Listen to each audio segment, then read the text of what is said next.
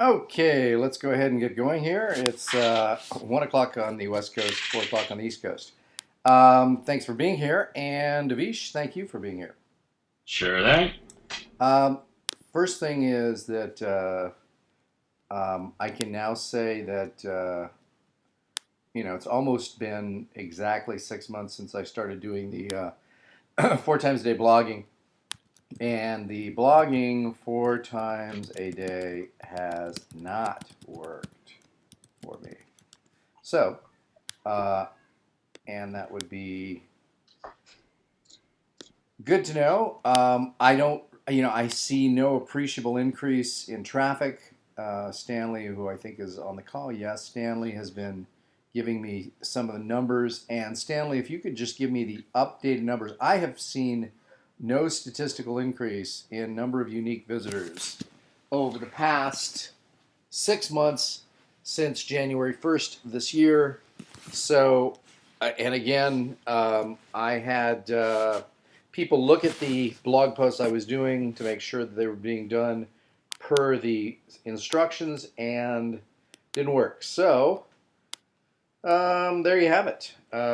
Live and learn and try different things and see what goes on. I'm not saying that I don't think that blogging is going to be helpful for getting traffic and for getting business, but for me at least, it doesn't appear to have done what I wanted, which is I was going to spend the money to get someone to do this for me 4 times a day in hopes that I would get a substantial increase in traffic. By that I mean, at least 200 or 300% more.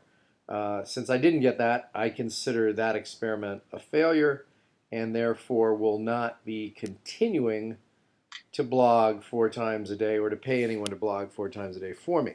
Um, it solicited a lot of interesting responses. I would get emails from people who, based on certain blog posts, would want to either do guest blogs or whatever.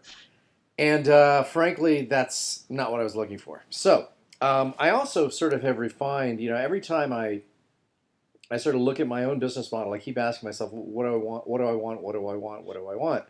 And it keeps coming down to I'd like to have people like Avish and Bill DeWeese, uh, that I'm working with and doing stuff. And also, I would add the new, relatively new person, Nick Shelton, who, by the way, Nick has just come up with a new thing. Avish, you're going to get a kick out of this. So, Nick Shelton, who originally came to me thinking he was going to be doing an information product based on how any African American male can find the Asian woman of his dreams.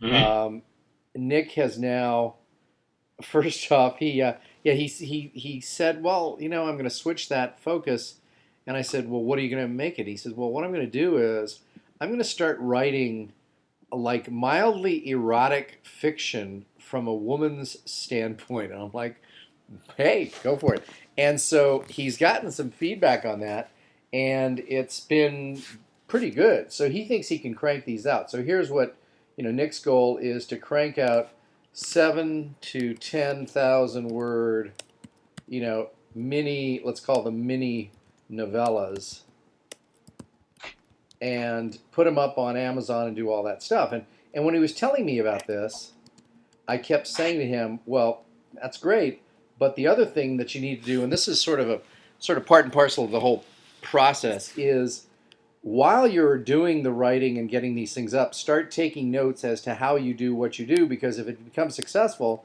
not only can you make money selling the novelettes, you can also make money from showing other people how to do the same.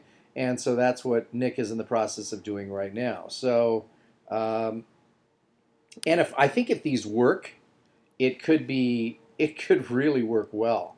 So the idea here is, he's going to come up with, and I said, so how many of these can you crank out? And he says, my goal would be two per month, and then let's say that we'll put them up on kdp.amazon, kdp, and we would then have a total of around 24, 25 mini novellas per year. And depending on how they sell, we'll probably price them, at least to start, at $2.99. And who knows? I have no idea what the numbers will be. But that'll be the thing. I hear some stuff moving around, Avish. I'm not sure if you got stuff that you're moving. It's coming through a little bit louder than you might expect. Okay, yeah, I was just readjusting over here. So Yeah, we've got Cher saying that the mini novellas and that erotic fiction is other good sellers on on Amazon, and thanks for that. Yeah, Stanley sent me the traffic numbers also, and my traffic numbers this month so far. And again, Stanley, when you send me numbers like this, it doesn't make any sense to give me the June numbers. The June numbers should be adjusted. So, say for example, if we take the current June number, which is 2,089, we got to multiply that. Well, first thing is we have to divide it by the total number of days we have so far in this month, which is 26. Avish, do you have a calculator sitting around? uh, no, I can grab it. Yeah, so if you can, take 2889, 2,889, divide that by 26 and give me that number if you would. It's 88. 88. Okay, now multiply that times 30 days in the month of June. What do you get? 2,641. No. Can't be right. You got to divide this by this and then multiply by 30. It's got to be greater. Hold on a second. Maybe I did something wrong. So 2889 divided I by did 2,289, not 2,889. Yeah, let's do 2889. Divided by 26. So it's 111. Is the 111 per day.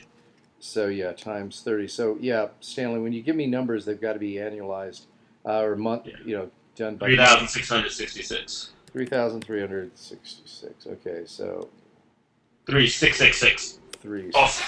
666. Okay, so my numbers here, and again, I'll give you what we've got. So these are the numbers, the actual numbers of unique visitors to fredgleek.com. There they are. This one is, you said, so we're doing about 3,336 or something like that. So if you look at you look at this progression. March of 2012 was actually higher, and if you look at these, just eyeballing this a little bit, I really don't see any substantial major increase. Certainly not of the factor that we were looking for. So that's that. Now going back to, so we'll just, so that just says that that experiment didn't work. So now going back to these mini novellas and stuff like this, there's some interesting things that we can glean from this. Number one is it's easy apparently for Nick to crank these out. So if you're going to be doing any kind of info products work, you certainly want to make sure that you're doing something that that comes easy to you, that you like, that you enjoy, et cetera, et cetera. And Bill DeWeese continues to crank through doing a lot of stuff, training people on info marketing. So that's something that he enjoys. Avish, you enjoy teaching the and sort of coaching people on speaking related items, and that's certainly something. Now, have you looked at your numbers recently? Do you have any numbers for us? I didn't do the calculation, but I'm kind of in the same boat as you as I was looking at them there. So more or less no appreciable real increase? Yeah. Yeah, but Avish wasn't doing it 4 times a day, but he was doing it enough that was substantial. And so I'm wondering, I don't really know at this point. I just got something from someone talking about yet another interesting way to increase the number of visitors. And so what I've come to the conclusion is that I really don't really want or care about the number of visitors that I get. I'm more concerned about one thing, which is my goal, and this has been a goal for a while, but I haven't really sort of verbalized it to the group. My goal is to really find one Avish or Bill DeWeese or Nick Shelton every 10 to 12 months. And it doesn't take a lot of people coming through the funnel. So if we look at those, the number of unique visitors, all I'm looking for is 1, maybe 2, if I get lucky. So 1 to 2 people like Avish and Bill and Nick that can create for me a steady flow of income coming from our work together doing the JV stuff. And this is, this is all about finding the right people. And so since I only need one or two per year, the number of people I get coming to my site is certainly enough that I can find one or two per year. Let me give you an example of the way that I did this. Also, I offer a lot of, as I think you're doing too, Avishas. So the free consultations that I do when people buy certain products led to, and this was just in the car yesterday, led to a 30-minute call. And at the end of that call, now in the 30-minute free consultation, let's call it free consult, I gave the person great advice and information. At the end, I said, one of the things you got to consider is I'm now doing these Fred info, the Fred personal boot camps. And for those of you who haven't seen that, I'll just put that up there as well. So Fred personal boot camp. And this particular individual was pretty hard driving, had made, and I don't think he'd mind me sharing, he'd made a lot of money in the alarm business. Like he was made $1 million selling alarm systems, all that other stuff. But he, apparently, according to him, he'd not taken the best care of his health, and his health had sort of had been jeopardized recently, and he started coming back from that, and he's trying to keep a sort of a more balanced schedule. And when he came to me, he said, I really want to do this and this and this. And he said, really want to get into the info products business. I said, oh, really, what do you want to do? And of course, I'm thinking he's going to say something to do with alarms. But like with most people, Avish, what they want to do in the info products business has no relation at all to what they've been doing the last 10, 15, 20, 30 years of their lives. And so I said, well, it's all well and good that you might want to do something completely unrelated to the alarm business. However, your lowest hanging fruit is, in fact, the alarm business. I said, how many people are in that business? He said, 22,000. I said, let's assume 20,000 for our example. And I said, you can make a fair amount of money, but also you can create your template for how to do it in the alarm business. Do that for the next 18 to 36 months. Get the business up and running. Understand how information products work and how the information marketing process works.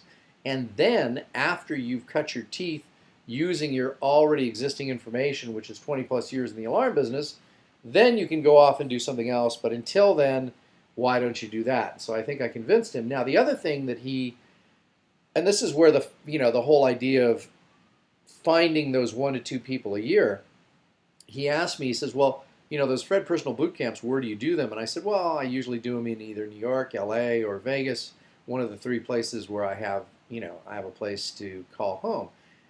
And he said to me, he goes, well, I'm really not in the greatest health, and I have this very strict diet regimen, et cetera, et cetera. So I said, well, that's not a problem. I mean, if you want to do it, obviously it would cost more, but I can do it, I can come to you. So the Fred Personal Boot Camp thing runs Friday, the cap's on here, Friday through Sunday. So I do 3 full days, Friday, Saturday, and Sunday. And that normally, I'm charging people like $3,000 for that. That's one-on-one. And so what I told him is that if he were to have me come out there, he could probably figure it would cost him, let's say, around $4,500 for me to come to him. And he sounded amenable to that. But also, I'm finding that either the Fred Info Boot Camp or the Fred Personal Boot Camps, and again, for those of you who haven't seen it, the Fred Info Boot Camp, there it is. That has an auto start element to it, so I'll stop that. These, let's see, this is auto start, I believe. Oh, let's see here, if I could stop it before it gets going. Okay, so in both of these cases, one is one-on-one, and the other one is 1-on-4, and both of those produce both revenue and potential Bill, Avish, Nick kind of people.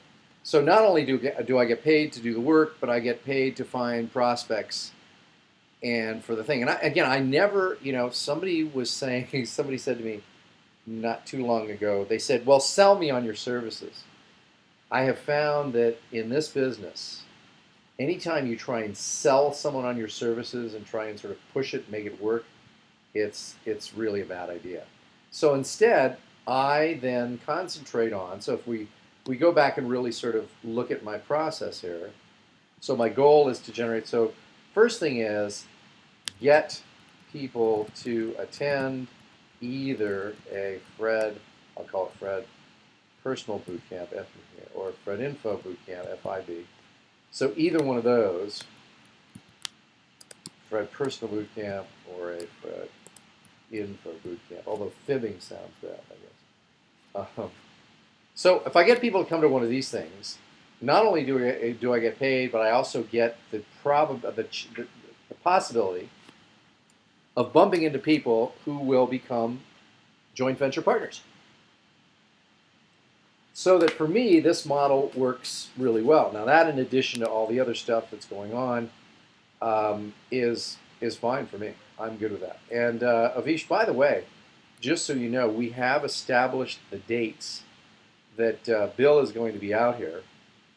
And if you want to come, I think that's going to be, I think it's August. Lovely time of year here in Vegas, by the way. 21st through the 25th. So if you wanted to, you're welcome to come during that time as well.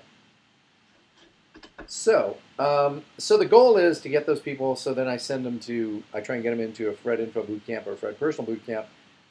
The reason why I'm doing the Fred Personal Bootcamps is that it's incredibly effective. It works really, really well. I have 3 days with someone, get them set up, and also I get to know them pretty well as an individual, see whether or not we have any synergy, and if we do, and if and only if, I present them with the option to work with me as JV partners.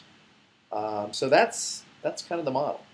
And you know, one of the things, Avish, I wanted you to share, because you've been getting, Avish is doing, still does, how many speaking engagements have you done so far this year where you've been paid? This year, probably around, was it June? I don't know, 15 to 20. Yeah. So 15, let's make it even, make it 20 or so. So let me ask you this. Could you break down the source of all those 20 gigs? Probably, yeah. So give me some idea here of what it would be. How many of them are repeat customers? Repeat so far this year, I think, was 0. Repeat was 0, okay. Referrals? Yeah, with what I don't do a whole lot of repeat, unfortunately. Referral are you counting spin-off as referral? Like someone was an audience and saw me then hired me? You know what? No, that would be more like saw you speak. Yeah, let me look at my calendar. Yeah, referral was probably like 3 or 4. Okay, so 3 or 4. And what about saw you speak? Saw me speak was 2 of them, I think. Okay, and so what was the source of the other? What was the source of the balance? There was a couple. One was, I think I had about 6 dates, which were subcontract work. So another woman at a training company hires me sometimes. About 4, I think, were off of, maybe fewer than 4, I don't know, 3 or 4 were off of kind of a cold email campaign. I spoke somewhere in December, it went really well, so I contacted all the other similar chapters around the country. Got it. Got it. And yeah, one was in April. One woman just kind of found me online through, I think, the NSA website. Okay. So there you have it. I mean, there's different things. So now, if that's the case, what are you doing? You know, what do you do on a regular basis to market yourself as a speaker? Well, it's kind of interesting you bring that up because I've been thinking a lot about this. I really stopped a lot of things because I realized I was doing a ton of stuff that didn't matter.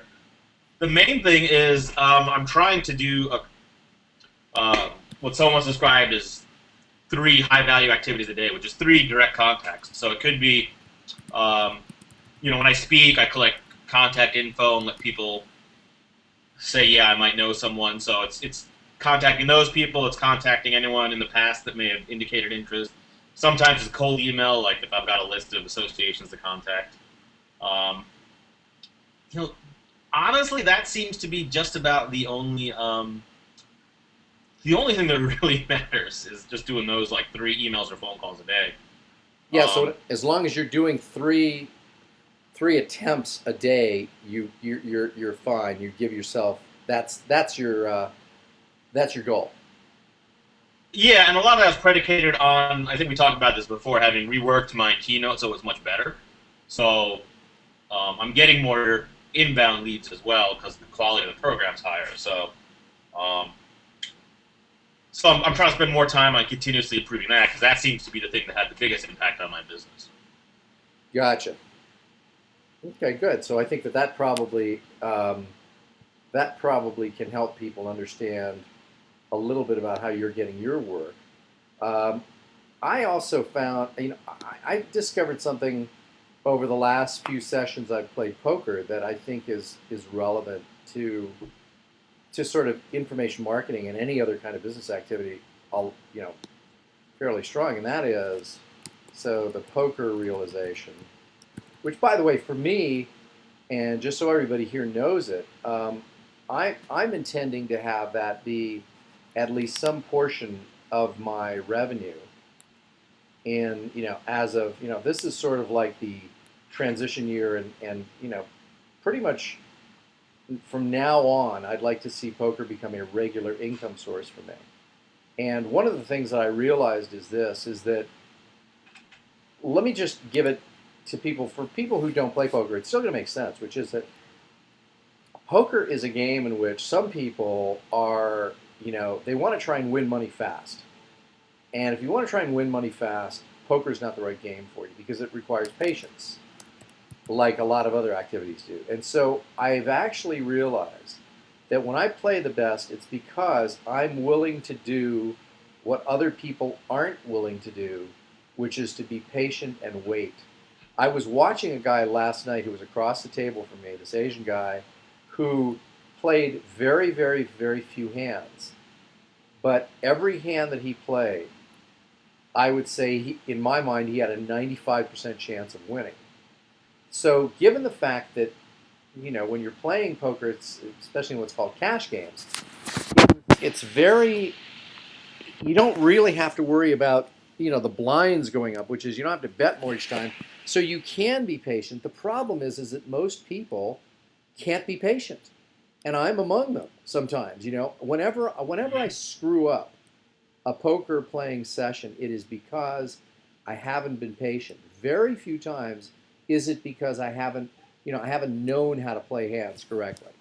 It's because I've been impatient. And I think the same thing is true with any kind of business activity. And I think that, Avish, you've sort of shown that just with your three contacts a day. How long have you been doing that? I think I started doing it consistently in January. Okay, and those three things a day could either be phone calls, they could be emails. It didn't have to be of a certain type, correct? Yeah, and there's a certain amount of subjectiveness, like, I try to be honest with myself, like, yes, this. But yeah, it's a direct contact, so a phone call or email is pretty much it. Got A it. handwritten note for those times where I'd send like a handwritten note after a gig, but those are few and far between. Got it. But you then had the three high value activities a day, and you've been doing that pretty religiously, right? Yeah, I mean, I don't hit it every day, and some days it ends up being one or two, but for the most part, that's always on the to-do list. It's one of the things I try to prioritize getting done. Well, I like the idea, and I think that this is all about, and a lot of the stuff that, whether it's poker or speaking or anything else, involves this a lot of sort of study as to what works. But a lot of people don't even keep track of where they're making their money from as well. So I think that all these things are important. You know what? I'm not going to keep yabbering on. I just want to see. Does anybody have any questions on anything we've covered so far today? I just wanted to see from you, the audience, the group who is on the webinar, if there's anything that you'd like clarified, anything that would be helpful for you to hear about. Um, I can't. I still can't get over the fact that as people are thinking about what their questions might be, I still can't get over the fact that with Bill DeWeese's efforts here, we go to his site. I'm going to bring up Amazon, um, and we pull up Bill DeWeese.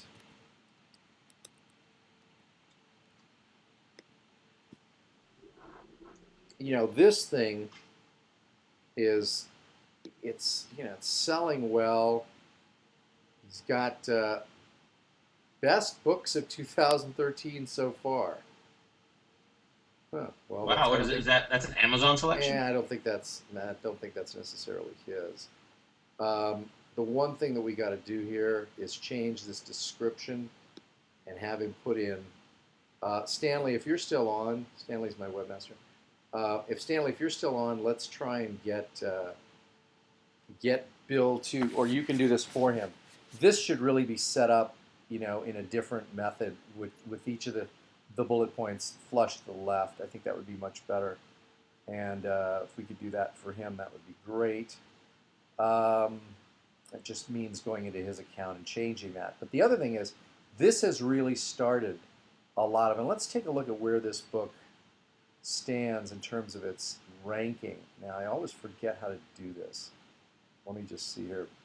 Avish, do you know how to do this?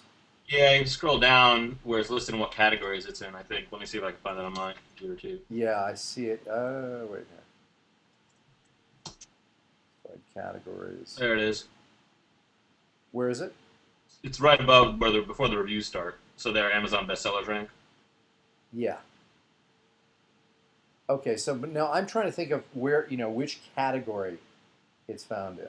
Do I click on that? If it was ranking in a category, it would be in there. If it's just in a category, if you want to see what category the book's in, I think that's near the bottom, but I'm not sure. Yeah, I can't remember half the time when I do this. Here's now. Wait. Let's see here. Shopping department. Search. I forget how to do this. Yeah, if you go to the Kindle version. Okay. So I think you're on the. Okay. So if you just Click. Oh, here. No. Yeah, it's under. yeah, click on that one, you'll see the ranks. It's in before the reviews start. Am I doing this right? Hold on. Before, so I click on it. Yeah, click on the book, and then scroll down where it says product details, which is right before the reviews start.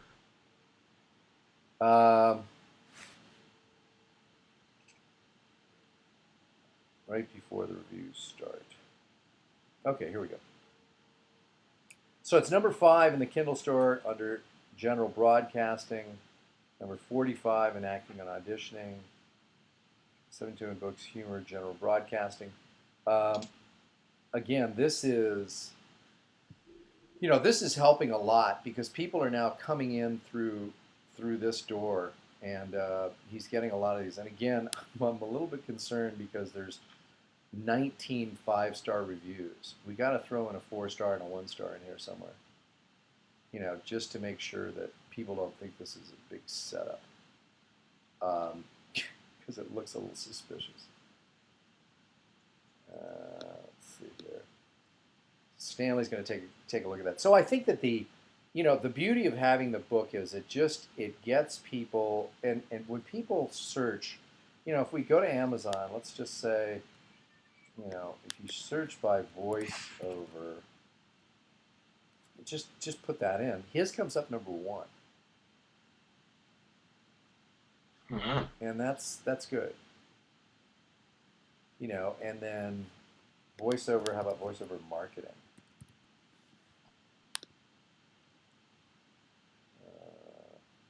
Yeah, it's a recommended, I guess. But I mean,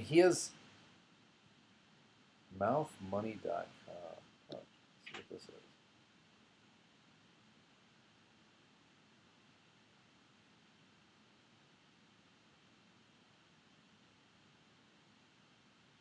Huh. Yeah, I have no. Let's see what this person's rating is.